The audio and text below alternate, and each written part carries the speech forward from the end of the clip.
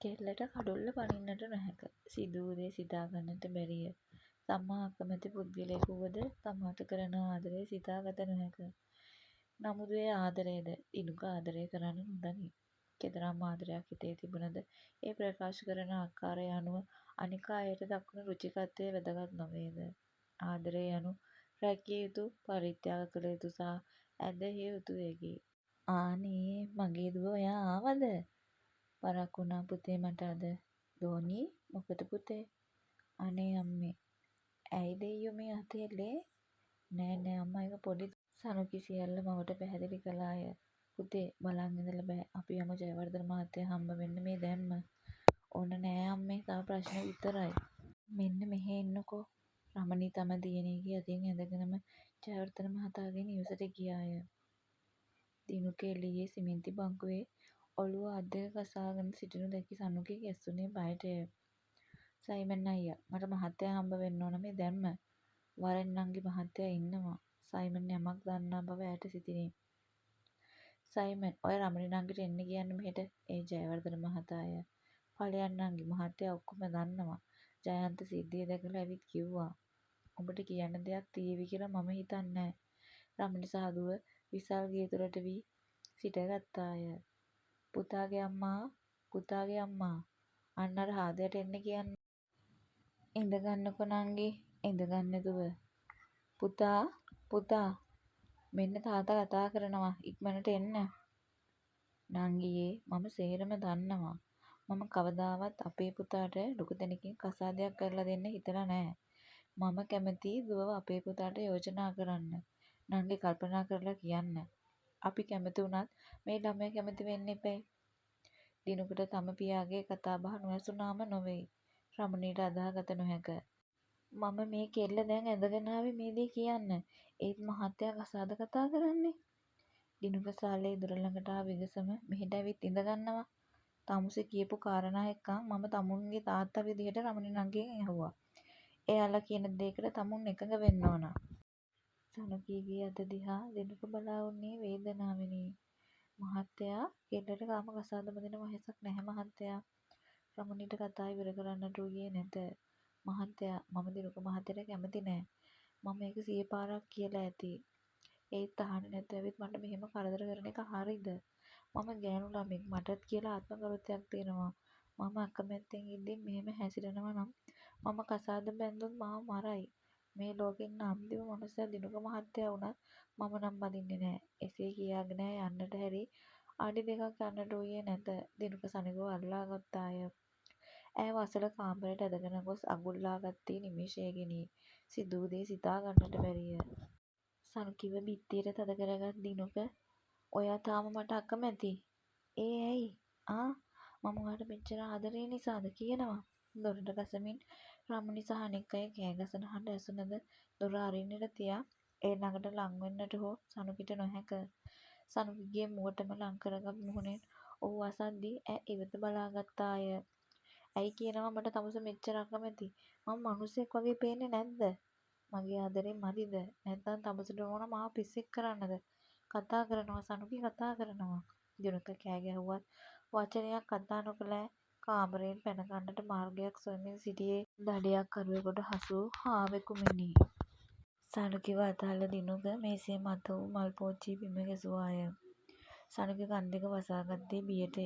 රමණී විලාප නගයි. මගේ දුවේ අනේ මහත්තයෝ මගේ කෙල්ල මම එදාම කිව්වා අපිට ඉන්න දෙන්න කියලා. දිනුක අරිනවා මේ දොර. තමුසෙ මොකක්ද කරන්නේ ඒ ජයවර්ධන මහතාය. ඔහුට කිසිවක් නැසේ. බිම තිබූ වීදුරු කටුවක් අතට ගත් දිනුක ඔහුගේ මත කපා ගත්තාය. එයින් වහනය වන ලෙයින් සනුකිගේ ඇඳුම තෙත් විය. අනේ දෙයියනේ ඈ ගැහේ. දොර විවර කිරීමට ඈ දිව ගියද දිනුක ඇල්ලුවා බදා ගත්තාය. තමුසෙට මාව එපා නම් මම මැරුණාම යනවා එළියට සනුකි.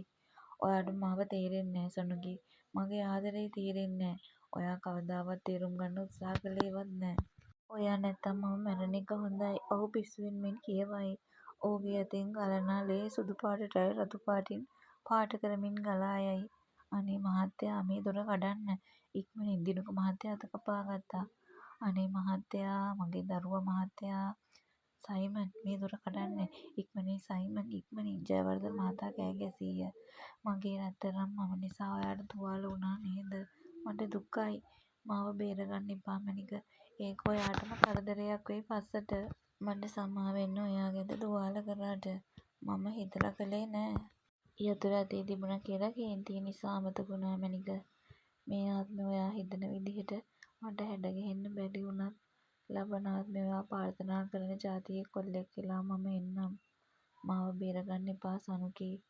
ඔහු තවත් ඇයව තදකර බදා ගත්තද ඔහුගේ අත් ඉබේ ලිහිල් වන බැව් සනුකිට දැනෙන. ඇය ඔහුව වත්තන් කරන් එන්නට අඩිය තබනා විටම බිම විසිරි කටුවක් ඇගේ යටිපතුල් සිදුරු කළාය. අම්මා ඇයට කියවිනි. දොර කඩා ඇතුළට ආ පිරිස ඔවුන් දෙදෙනාම රෝහල වෙත ගෙන ගියේය. දිනුක සිහිසුන්ව සිටියාය. කෙල්ලට දුකය. ඒ මොනා කළද? ඔහුද මනුස්සයෙක් නිසාය. ඔහු ගැන හැඟීමක් ඒ සිතේ නැත. කෙල්ලගේ කකුලට බෙහෙත් දමා රෝහලෙන් පිට කළද දිනුක තවමත් සිහිසුන්ය. ජයවර්ධන මහතා අල්වාගෙන ජයවර්ධන මැතිණිය විලාප දුන්නාය. අනේ මට සමාවෙන්න දුවේ. ඔයා බෑ කියද්දි එක්කන් ආවේ. මිස්ටර් ජයවර්ධන බය වෙන්න එපා. ලේ ගිහින් නිසා තමයි පුතා සිහිය නැතුව ඉන්නේ. අපි උපරිමය කරනවා. ජීවිතේට හානියක් නෑ. බැහැුම් දාලා තියෙන්නේ. සිහිය ආවම වෝඩ් එකට දානවා. Thank you so much doctor. දොස්තර මහතා යන්නට ගියාය. මහත්තයා අපිට සමාවෙන්න. ඒ සනුකිය. ඔය දරුවා මොනා කරන්නද? ඒ එයාගේ තේරීම.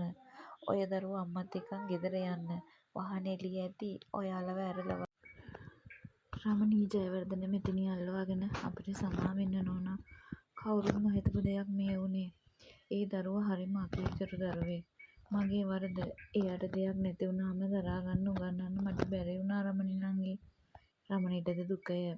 ඔවුන් යන්නට හැරුණේ හිතේ තද කරගත් වේදනාවකිනි. සනුකිට පය තබා යා නොහැක. ඇඳුම් දැයින් නෑවී ඇත. ඈ මවට වත්තන් විය. තමා කුමක් කළ යුතුදැයි ඈ සිතුවාය. වේලාව රාත්‍රී 11:40ට පමණ ඇත. තිසරට නින්ද නොආවේය. ඔහු ඇඳේ එහා මෙහා පෙරළමින් අද සිදුවීම් සිහිපත් කරාය. ඔහුගේ දුරකථනයට ආවේ කිටි පණිවිඩයකි. ඔහු ක්ෂණිකව එය බැලුවාය. සර් මම මෙහෙම අහනවට සමාවෙන්න. හෙට නිවාඩුවක් දෙන්න පුළුවන්ද සර්? තිසරු කල්පනා කළාය. වැඩට ඇවිත් දවස් දෙකයි. නිවාඩු එළලා තියෙනවා. අනික මේ මහ රෑ. අමුතුයි නේද? ඔහු සිතින් සිතයි. ඇයද නිදි නොමැති නිසා දුරකථන ඇමතුමක් ගත් තිසරු හෙලෝ සනුකි සර් මට සමාවෙන්න. පුළුවන් නම් හෙටට විතරක් නිවාඩුවක් දෙන්න සර්. තිසරුට වාහනයක හඬ ඇසුණේ. ඔයා කොහේ හරි යන ගමන්ද ඉන්නේ? ආ ඔව් සර් හොස්පිටල් එකේ ඉඳන් ගෙදර එන ගමන්. කොල්ලාගේ හිත ගැහේ. ඇයි සනුකි අම්මා අසනීපෙන්ද? කා එක්කන්ද යන්නේ? නෑ නෑ සර් අම්මා හොඳින්.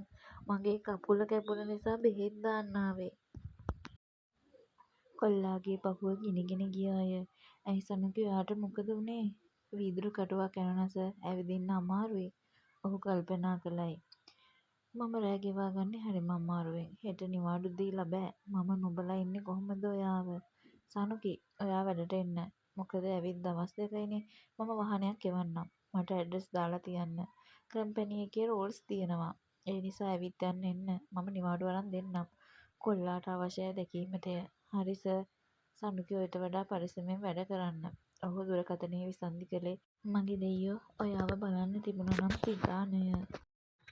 පැය ගණන් කරමින් රෑ ගෙවාගත් තිසරු ගුඩ් මෝනින් සනුකි ඔයාට ගොඩක් අමාරුද යනුවෙන් ටයිප් කළ කෙටි පණිවිඩය යැව්වාය. පිළිතුරු පණිවිඩයක් නොවන නිසා කෙල්ල නිදි ඇතැයි ඔහු සිතුවාය.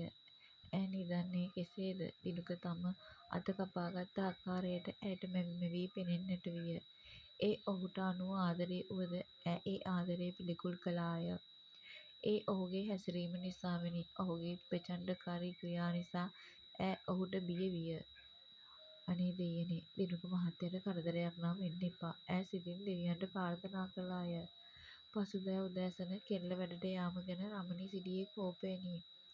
ඔන්න ඕක තිබුණත් එකයි නැතත් එකයි. අනික මම දැන් කැමති නෑ ආයෙ දුව රස්සාවට යන එකට. දිනුක මහත්තයාට දෙයියන්ගේ පිටින් සනීප වෙන්න ඕන.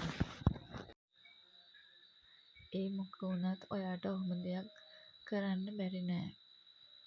ඒ නිසා ගෙදර ඉන්න. තරයේ පැවසූ රමණී කාමරයෙන් පිටව ගියාය. 7:10 පමණ වන විට නිවස ළඟින් වාහනයක නලාහඬක් ඇසෙමින් ඈ ජනේලයේ විවර කළාය. දැන් මාව යවන්න එපැයි ඈ සිතුවාය. ආ කොහොමද ගේ හොයාගත්තේ? කඩේ ළඟට වෙනකම් නම් ආවා. කඩෙන් එහොම තමයි ගේ පෙන්නුවේ. කරදරයක් වුණා කියලත් කිව්වා. රමණී ඔළුව කසමින් ආ ඔව් මහත්තයා. එන්න එන්න ගෙට. නෑ නෑ මට පරක්කුයි මිස් අනුගෙව එක්කන් යන්න තමයි ආවේ.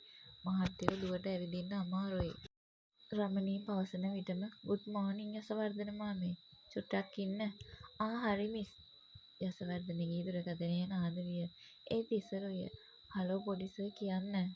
යසවර්ධන අංකල් ගේ හොයාගත්තද? ඔව් පොඩි සර්. ඒත් මිස්ට ඇවිදින්න අමාරුයි වගේ පොඩි සර්. කඩේ මුදලාලු කියපු විදිහට නම් සනුකි මිස් ගැන හිතන් ඉන්න හාදියෙක් නිසා මොකදෝ පටලැවිල්ලක් වෙලා ඊයේ. ඒකෙන් තමා තුවාල වෙලා තියෙන්නේ. ඒ හාදයා ඉස්පිරිතාලෙලු පොඩි සර්. අහ් එහෙමද යසවර්ධන අංකල්. සනුකි මිස් එනවා නම් එක් කරගෙන එන්න නැත්නම් අංකල් එන්නකෝ. තිසරුගේ සිත කඩා වැටුණේ. මට එහෙම කෙනෙක් නෑ. ඉන්නේ අම්මා විතරයි. ඔහුට ඒ වචන සිහි විය. ජීවිතයේ පළමු වරට තිසරු ජයෙන් වික්‍රමරත්න පරාද වූ බවක් ඔහුට සිතිණේ. ඇඳ උඩ ඉඳගත්තා නොව ඉඳ ගැන්විණ. ඉතින් ඔන්න අද 8 වෙනි කොටස මේ විදිහට ඉවර වෙනවා. කතාව දෙන්න පරක්කු වුණාට සමා වෙන්න ඕනේ. ඉතින් එහෙනම් කතාව හොඳ නම් ලයික් එකක් දාන්න. ඒ වගේම කමෙන්ට් එකක් දාන්න ඔයාලා අඩුපාඩු කියලා. ඉතින් ඔයාලා හැමෝටම තෙරුවන් සරණයි. ඔයාලට කතාව ලියන කියන මම දිනුරත්නායක.